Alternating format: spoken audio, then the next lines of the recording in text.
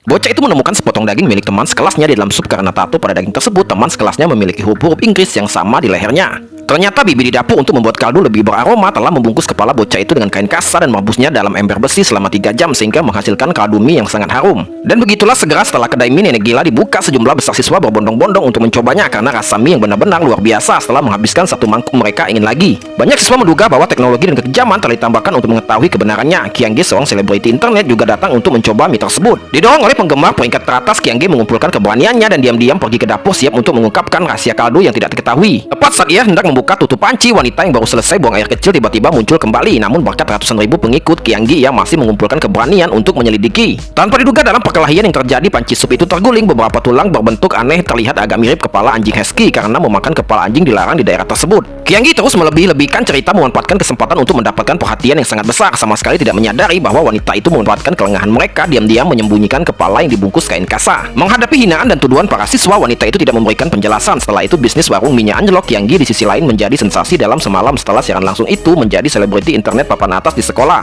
dan bahkan membuat tato di lehernya sebagai kenang-kenangan. Tanpa diduga saat hendak menikmati cemilan larut malam, ia ditabrak 2 kali oleh sekelompok pria berpakaian hitam. Maka Kyanggi segera mengejar mereka, bertekad membuat para pria berpakaian hitam itu berlutut dan meminta maaf. Namun para pria berpakaian hitam itu tidak menunjukkan belas kasihan, mengeluarkan pisau semangka dari punggung mereka dan menyerang Kyanggi tanpa sepatah kata pun. Untungnya Kyanggi berhasil menghindari tepat waktu dan lolos tanpa cedera. Namun insiden ini tidak membuatnya gentar. Ia kembali ke warung mie sup Dianpo untuk melakukan siaran langsung, mengklaim ingin membunuh seorang untuk menutupi jejaknya. Sebelum Dianpo dapat menjelaskan, Kyanggi menunjuk ke foto grup di atas meja, mengklaim putranya adalah pembunuhnya karena para pria berpakaian hitam itu mengenakan pakaian yang sama seperti di foto tersebut. Untungnya kepala sekolah tiba tepat waktu untuk membantu membawa laporan uji dan menjelaskan bahwa tulang-tulang di dalam panci sup bukanlah tulang anjing melainkan tulang babi muda, biasa bahan utama dalam kaldu berkualitas tinggi. Wanita tua itu seketika berubah dari pelaku menjadi korban, menuduh Kyanggi menggunakan segala cara untuk pandangan manusia. Teman-teman sekelasnya langsung menjauhinya, bahkan sahabatnya pun mengabaikannya. Kyanggi kini menjadi orang buangan dan tepat ketika ia menyesali perbuatannya, seekor kucing Persia tiba-tiba menarik perhatiannya. Sebuah pikiran jahat terlintas di benaknya. Detik berikutnya kucing Persia itu dimasukkan ke dalam karung. Ia berencana menggunakan bangkai kucing itu untuk menjebak wanita tua tersebut. Kyanggi diam-diam menyelinap ke dapur kedai mie di mana ia menemukan sebuah altar.